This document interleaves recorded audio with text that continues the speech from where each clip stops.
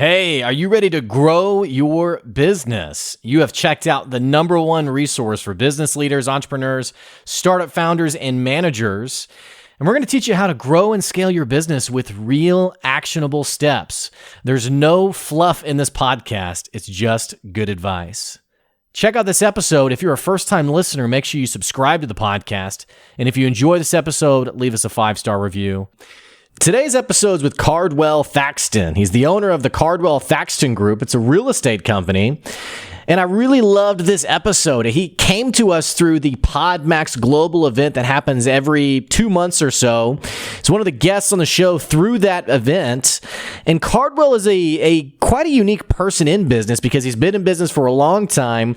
He understands that business is all about relationships. Now, we're going to be talking about real estate in this episode, but more importantly, Cardwell's going to be sharing some of the insights that you will need to grow your business and be more successful regardless of whatever industry that you're in. I loved this episode. You're going to enjoy it too. Stay tuned. Here comes your good advice.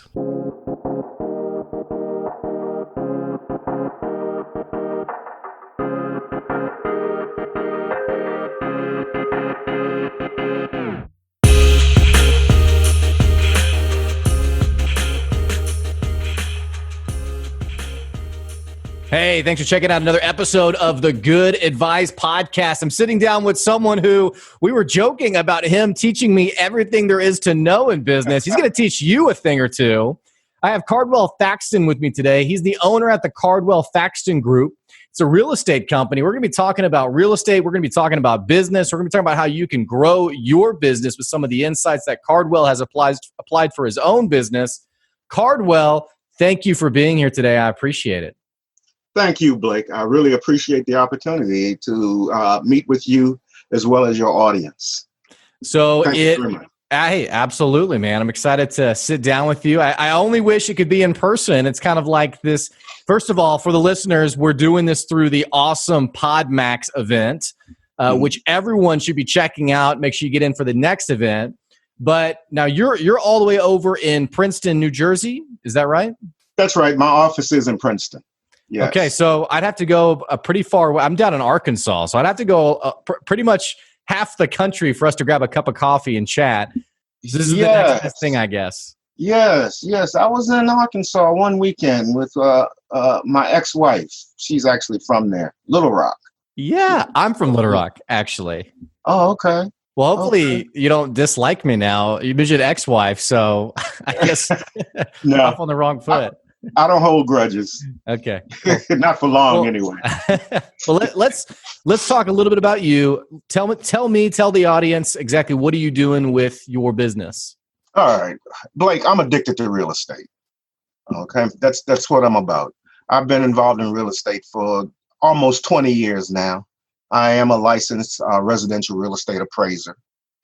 I am a realtor. And I'm a small part-time investor in real estate. So that's what I'm all about. I love it. I am just a little mad at myself for waiting so long to jump into the investor part of it. But hey, you live and you learn and you grow, hopefully, right? Mm-hmm. So that's what it's all about. I'm addicted to real estate, man. So has real estate changed a bit in the last 20 years, or especially with COVID? I mean, I feel like every episode I do on the podcast, I'm like, yes, COVID is still a thing. Like for people who listen to this, a year down the road or something. What's going on in the real estate game? Well, as far as COVID affecting my appraisal business, there are some people who need appraisals or want appraisals because interest rates are so low right now and people are refinancing. All right. I mean, just interest rates are just rock bottom. And of course, you need an appraisal. Some of them I can do what's called a drive-by appraisal where I don't have to come in. But most of them I do have to do a full appraisal. So I do have to come in the house. In the beginning of this thing, people were skittish about having a stranger come in.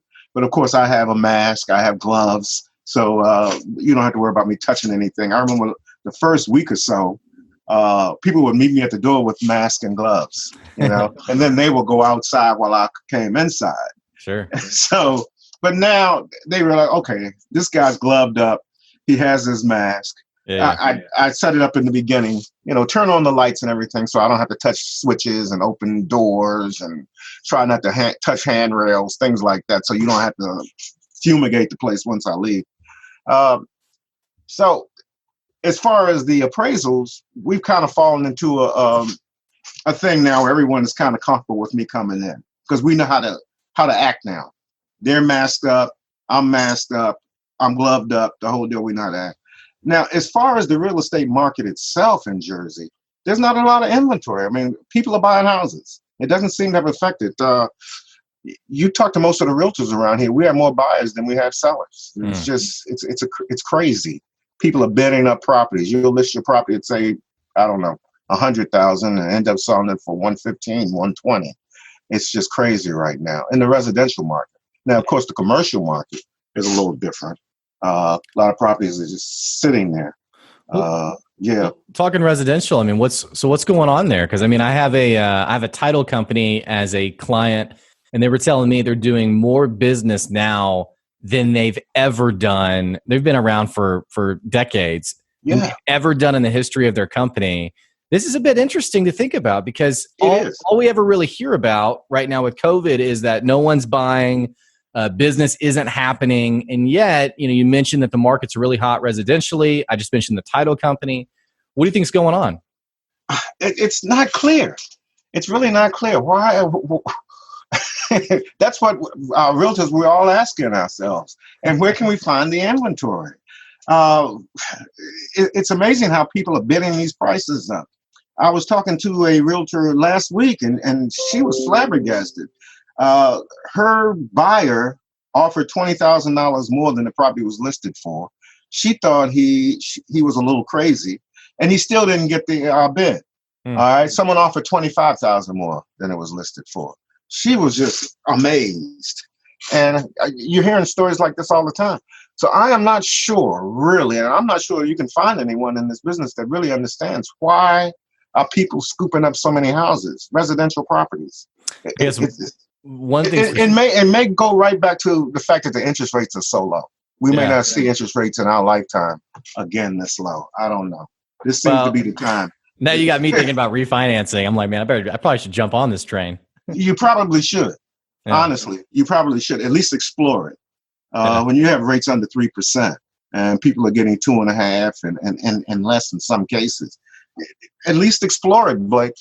You could be saving some money, or at least accelerate paying off the house. Yeah. Well, getting away from me just hijacking your time for advice on my house.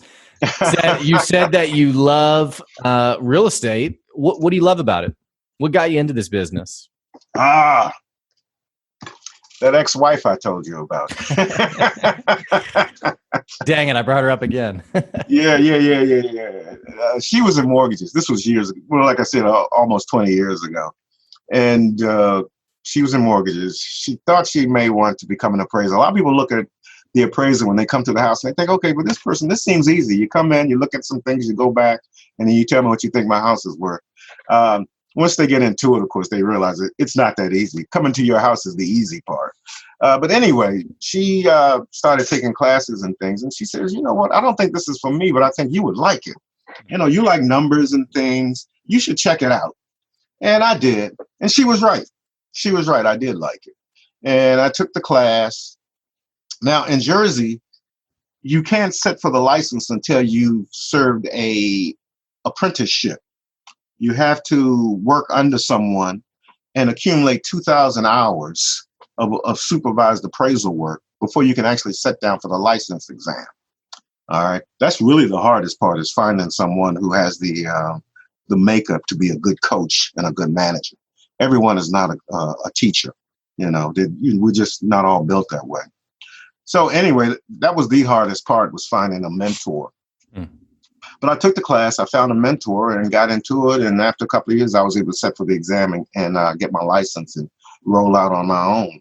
So I can thank her for that. If nothing else, I can thank her for putting me on this path. Sure.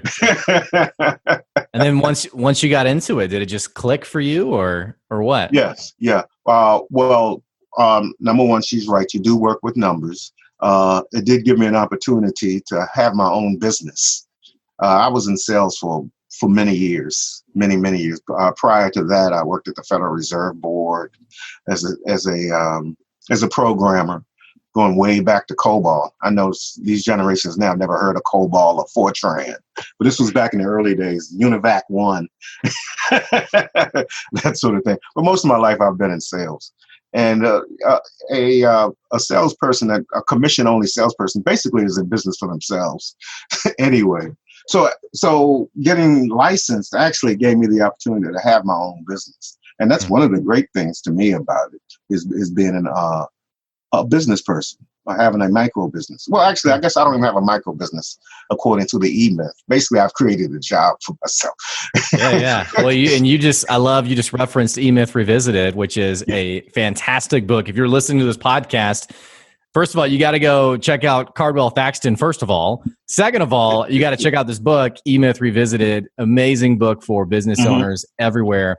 Cardwell, I recommended that book to a business owner his business was failing. And he said, I don't feel like this really applies to me. And I said, really? And he said, yeah, it doesn't really ping for me. And I said, well, it's about not having a failing business, which you have. So it might be a good one to read again. I don't know, but I love that you mentioned it. It's a great book. Yeah, yes. It's, and he may not have been ready for what that book was telling him. Sometimes you have to go back. And I find myself now thinking of books that I need to reread. It's been years since I've read them. The 4-Hour Work Week, How to Win Friends and Influence People, The Millionaire Real Estate Investor. Just several books that it's time to go back and read them. So he may not have been ready. So now if he reads the book again, a different person is reading it, and he may be ready for the message. So let's dig into what you mean by that, because I get it, but for our listeners, you're talking a little bit about self-development. You're talking a little bit about being in the right frame of mind. How have you grown and developed over the last 20 years in terms of your business acumen? Learning what it is to really be a business person. You could be good at one thing, but it doesn't make you a good business person.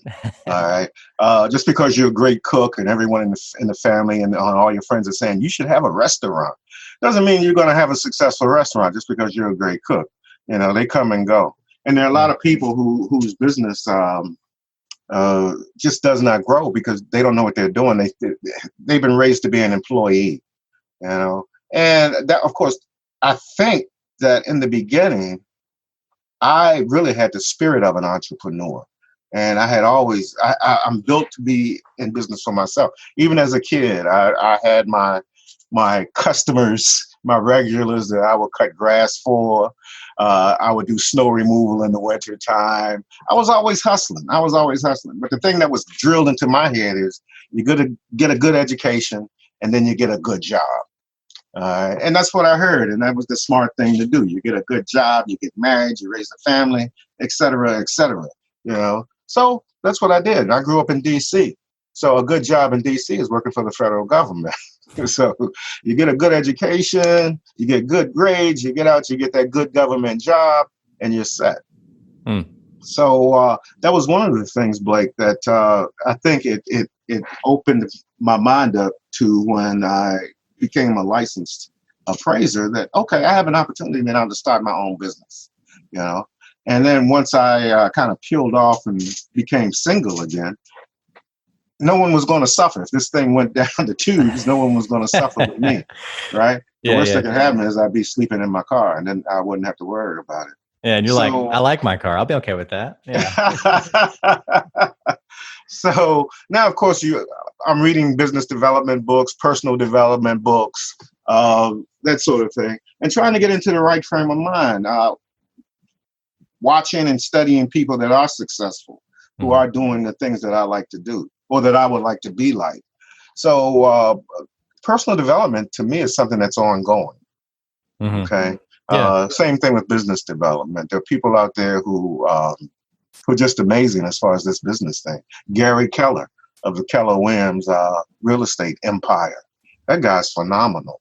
All right. Just some of the old books. Geez, I can't think of my guy. My favorite book all of a sudden now is escaping me. It's the way it goes. Uh, I can't believe it. But your Norman Vincent Peale books, positive thinking, how to win friends and influence people, the Bible. Yeah, Okay, sure. it's amazing. A lot of the stuff that these speakers use it's straight biblical.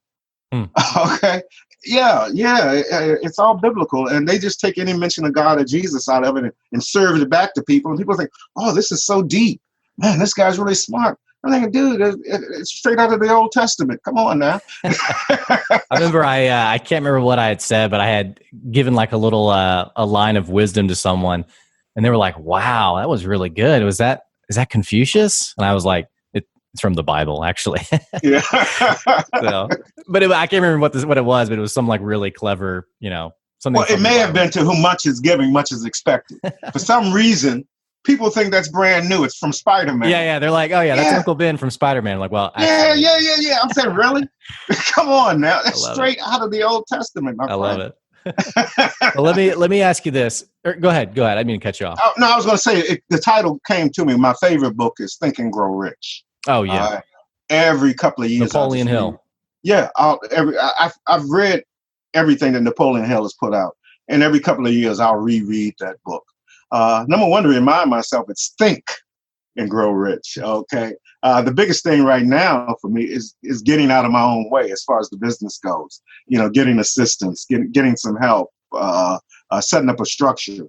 Because as he says in the E-Myth Revisited, if you don't have managers, if I can't leave this business for a week and the business not keep going, then all I've done is create a job for myself. So I really need to focus on getting out of my own way.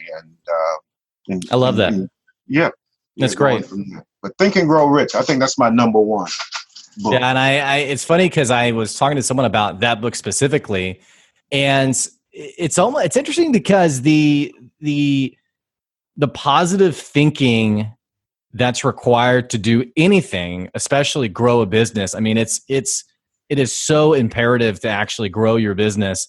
And yet it's hard to sometimes really dig into, I don't know what to call it, like the art of positive thinking, but to really indulge in, okay, what does it mean to have the right mindset, the right frame of mind, only because there's so much fluff out there on how you think. And I'm not knocking it. You're so spot on, and you've named an incredible book, but it's almost like there's people who really get it, and then some people who they don't get it, but they think they get it.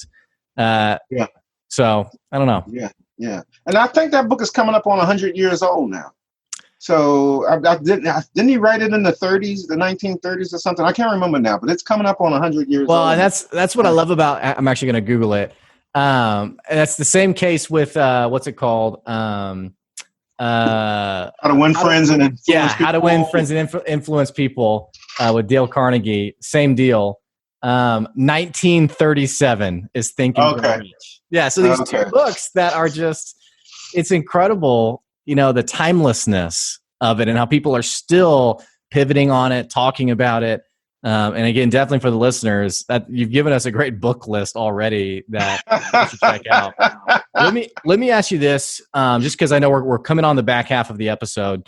I want to ask you about being competitive in business. And the reason I'm honing in on this question is because I know real estate, realtors in general, it is a highly competitive field. It's not the most challenging barrier to entry. No. A lot of people even, and again, not to knock anyone who's in real estate for like a side hustle, but you have people who are in real estate just as sort of like a side hobby to earn some extra cash. Yeah. And then you have people who are really like, that is my profession. That's my job. That's my business. That's my baby. Yes. Man, how do you stay competitive with so many people out there? Work in your database. That's it. Collecting a database, putting people in that database, and working that database. Staying in touch with people. National Association of Realtors, they have statistics on the number of people who do business with the same realtor over and over again. And one of the things that they hear people say is that their realtor was great. They loved their realtor. But 8-9 years later, when it was time to step up, maybe sell this house and or actually even suggest someone to a relative or a friend, they didn't use that realtor again because the realtor never stayed in touch. 8 years later, I don't even know if you're still in business. 8 years later, I don't even know if you're still alive. But the experience was great 8 years ago. And if I knew how to find him, I would use him again. So the main thing is working that database. I really believe just put people in a database and stay in touch. You don't have to spam people, but just stay in touch. It's great if you can remember a birthday. Yeah. So I didn't mean to interrupt you. Go ahead. I was going to say Facebook is great for reminding you of birthdays.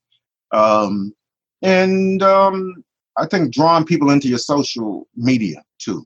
But once again, through the database. So if I meet you, you're going into my database, I'm going to gather as much information and just touch you every now and then. Just touch you every now and then. So hey, I know you bought this house, 3 years ago. You're probably interested in knowing just what's going on right now. Just with you, when you had your aha moment, maybe I should look into refining my house, bring that interest rate down 1.5% or something. If I just touch you with an email saying, hey, interest rates now at 2 3/8. And this is what the houses that within the next 2 blocks you sold for this. That might be of interest. You don't want to see it every week. You may not even want to know that every month. I'm spamming you now. But just every now and then, I just touch base. It's here's something from Cardwell. I wonder what this is. We read it real quick, then we delete it or whatever. And say, oh, wait a minute. My sister-in-law is looking for a house. I should give her Cardwell's information. Or give Cardwell her information and have him touch base with her. That sort of thing. So it's just kind of staying in touch. That's all. And working that database. And eventually you're gonna some people are gonna drop away. They're gonna say unsubscribe. But eventually you're gonna find your 100, 200 biggest fans. Okay, who are gonna suggest business to you, refer business to you, who are gonna want to stay in touch, look to you for advice, and that sort of thing. And if you have a database of 100 true fans, I think, and every month 1 or 2 deals ought to pop out of that. Okay, 1 or 2 referrals, even just 1 referral a month, just from your little database. That's potentially 12 sales a year. And if you're in a good market, that could be a living. At least even if it's part time, that could be a living right there. So my suggestion is build a database and work that database. Right. Well, and the way what you just said was really funny to me because what my dad says with like newsletters, emails, things like that is his frame of mind is you're literally letting people know you haven't died, which you joked about that a second ago, but that's literally is he's like, yeah, I want people to know I'm not dead because he's going on almost 80 and he still wants their business. And so he's like, I'm touching people so they know I'm still around. So yeah. That's great. I'm energized by something you just said, and it was true fans. And I love this concept of building your true fans, building the people who really love your business. It feels like people like what you just talked about, having a database of people, reaching out to people. This is a concept not unlike the concepts that are in these books you just mentioned. This is a concept that isn't hard to understand, and yet business owners everywhere struggle to build and I don't even the pure mechanics of building a database, but they struggle in building their true fans. They struggle with the intentionality that comes with, hey, it's this person's birthday on Facebook. I'm going to say happy birthday because I want them to know that just even the smallest level of intentionality. Talk to me a little bit about your frame of mind, the way you approach relationships, because obviously you get this, and I want to make sure that my listeners get it too. How are you building true fans in your business? Well, once again, it's just touching base with you every now and then. You call, you might text, you send an email, and just how can I help you? I think, once again, if you want to know how to win friends and influence people, it's just being there for people. All right. There's an author now, or maybe I can't think of a speaker, but he talks about being a go-giver. which is straight out of Norman Vincent Peale of winning friends, and I think Zig Ziglar talks about the more you help people get what they want, they'll help you get what you want. Right. But once again, it takes it right back to how to win friends and influence people. It's like, how can I help you, Blake? What do you need, Blake? Oh, I know someone that can that might be able to help you with that, Blake. Let me give you her number. Or look, I'm going to have so and so call you because I think they can do something for you, Blake.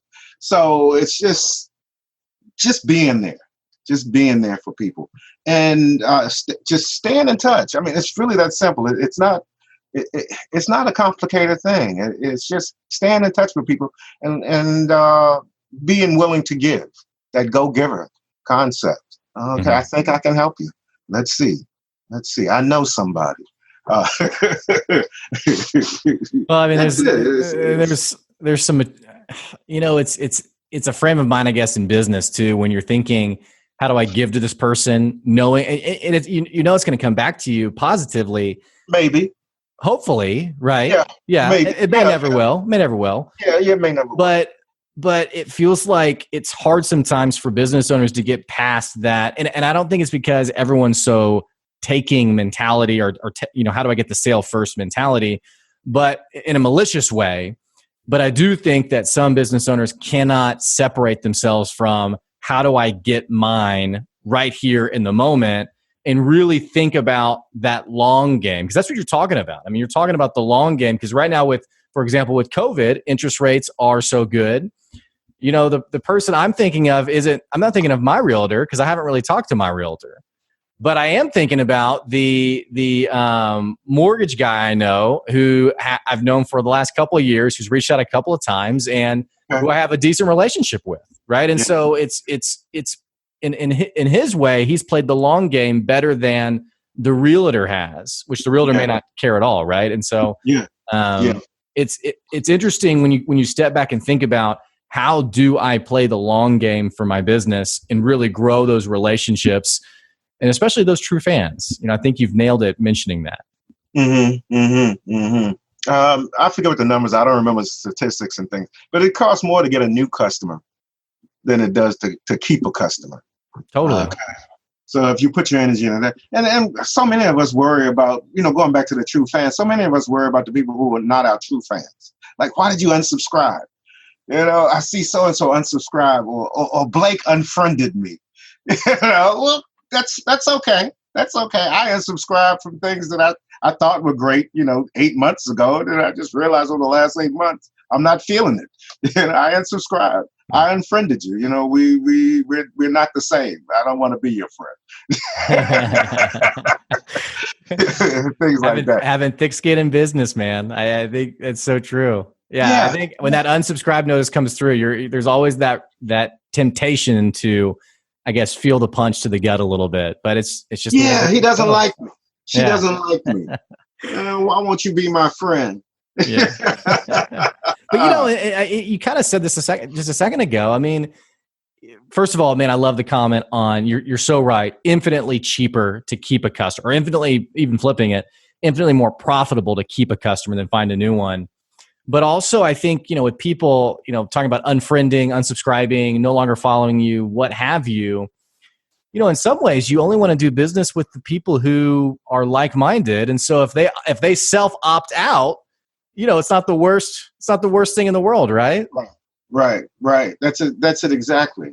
And I know you're probably feeling some of this as a podcaster because you want to see your numbers going up. Even most social media, we want to see the numbers going up. And we hate that 5 people unsubscribed, this week or whatever. It's all about the numbers and getting the numbers up, but I just focus on the true fans. Just focus on, like I say, my database right now, I have 2,000 people in that database. If I can get it down to 200 or even 100, 5% of those are true fans that are kicking out 1 or 2 referrals a month to me. That's great. You're making it. I love it. Yes, Blake. Well, we're about out of time. Tell me what's next for you. What are you working on? What are you passionate about right now that's top of mind? Renovating houses. All right. Right now I'm in the process. We're working on a 2-unit building here in the city. As I said, my office is in Princeton. I purchased a 2-family in Trenton. And there are a couple of other opportunities on that block as well. So I'm really thinking about scooping those up. And I'm thinking a great legacy would be to just redevelop a whole block. You know, I'm not in a position, I don't have the kind of money where I can go out and buy 2 or 3 acres and build a subdivision and, that sort of thing. But if I could just start buying 1 or 2 houses at a time on this block, renovating those houses and getting them back out there, renting them or selling them, that would be a great legacy. So I'm giving that a lot of thought. So in the meantime, we're renovating this 1 2-unit building, and I'm in the process, hopefully, of closing in a week on another single family. So that's what we're focusing on now is just, trying to get to the point where I'm like Blake Benz, where I have that money coming in and, I'm living the good life. Yeah. Well, hey, what can my listeners do if they want to reach out to you, if they want to follow you, if they want to get more information from you? What does that look like? Well, you can always go to my website or Facebook or LinkedIn. I have a couple of websites. My appraisal website, for those in New Jersey who want to order an appraisal, is Tight and Right realestatevaluation.com. You can always go to the CardwellThaxtonGroup.com to reach out to me, or just Google my name. And there must be a page and a half on me on Google, probably a little bit more than that. Just Google my name and go from there. Okay, that's easy enough right there. Just Google my name. Yeah. Yes. Well, Cardwell, it was great having you on the podcast today. I really appreciate it. Thank you, Blake. It's been a pleasure talking with you, man. I wish you much success. Thank you, much sir. Success. Thank you. All right. Well, for the listeners, hey, I will put some of those, I'll put all those those links to reach out to Cardwell down in the episode description below. Also, if you're a first-time listener, what the heck are you waiting on? Click that subscribe button so you can keep getting good advice straight to wherever you are. And also, if you enjoyed this episode, which why the heck wouldn't you? Go ahead and click that 5-star review button. Hey, we appreciate you. Thanks for following the podcast. We'll catch you later. We'll see you.